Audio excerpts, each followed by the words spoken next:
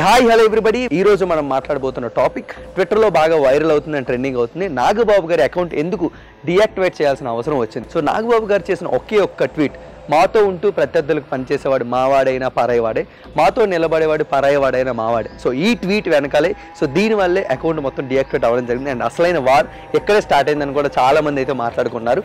మరి ఈ ట్వీట్ అల్లు అర్జున్ గారిని ఉద్దేశించి నాగబాబు గారు ట్వీట్ చేయడం జరిగింది. అండ్ దాని వెనకాల ఉన్న ఉద్దేశం ఏంటంటే అల్లు అర్జున్ గారు మన నంద్యాల క్యాండిడేట్ అయిన శిల్పా రవి గారిని విషెస్ చేయడానికి అక్కడికైతే వెళ్ళి క్యాంపెయిన్ చేయడం జరిగింది అల్లు అర్జున్ గారు. అండ్ మరో పక్క పిఠాపురంలోని పవన్ కళ్యాణ్ గారు అక్కడ పోటీ చేస్తున్న అల్లు అర్జున్ గారు ఇంత కూడా వచ్చి మద్దతు పలకలేదు.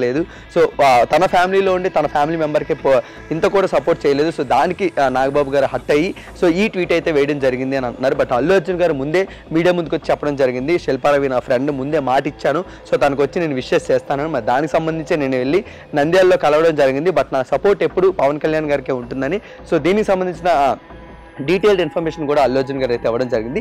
బట్ దీని వెనకాల ఉన్న మెయిన్ రీజన్ ఫ్యామిలీస్ కన్నా మెయిన్గా ఫ్యాన్స్ అయితే చాలా బాగా హర్ట్ అయ్యారు. సో అందువల్లే ట్విట్టర్లోని Allu fans versus mega family fans ఈ వార్ అయితే స్టార్ట్ అవ్వడం జరిగింది. సో ఈ మొత్తం గొడవని కూడా కామ్ చేయాలంటే తప్పకుండా నాగబాబు గారు కావాలని డీయాక్టివేట్ చేసి ఉంటారు, లేకపోతే వాళ్ళ ఫ్యామిలీల నుంచే మన మెగాస్టార్ చిరంజీవి గారి నుంచి లేకపోతే కొంచెం పెద్దవాళ్ళ నుంచి వాళ్ళందరూ కూడా ఫ్యామిలీ డిస్కషన్స్లో మాట్లాడుకొని మన ఫ్యామిలీ గొడవ పబ్లిక్ అయిపోతుంది. సో దీన్ని మనం కామ్ చేయాలంటే తప్పకుండా నాగబాబు గారు కొన్ని రోజులు డీయాక్టివేట్ చేయాలి. సో ఇలాంటి డిస్కషన్ అన్న వచ్చి ఉంటుంది. మరి వీటన్నిటికీ మెయిన్ రీజన్ వల్లే నాగబాబు గారు కొన్ని రోజులు డీయాక్టివేట్ చేసి ఉంటారు. బట్ డెఫినెట్లీ ఆయన ఎంత ముక్కు సీటుగా ఆయన మాట్లాడాలనుకున్నది ట్విట్టర్లో ఎన్నిసార్లు ట్వీట్ చేశారో మనందరం కూడా చూడడం జరిగింది. పొలిటికల్ పార్టీతో సంబంధం లేకుండా, మెంబర్తో సంబంధం లేకుండా ఇప్పటివరకు చాలా ట్వీట్లు అయితే చేశారు. మరి ఈ ట్వీట్ వెనకాల దీని వెనకాల స్టార్ట్ అయిన ఈ గొడవని మొత్తాన్ని కామ్ చేయడానికి నాగబాబు గారు డీయాక్టివేట్ చేసి ఉంటారు. మరి దీని వెనకాల ఒక సరైన సమాధానం, దీని వెనకాల డీటెయిల్ ఇన్ఫర్మేషన్ మనకి కావాలంటే నాగబాబు గారు మీడియా ముందుకు వచ్చి మాట్లాడాల్సిన అవసరం అయితే ఉంది. మరి ఆ మాట్లాడే అవకాశం ఎప్పుడు వస్తుందో మనందరం కూడా చాలా ఈగర్గా వెయిట్ చేయాలి.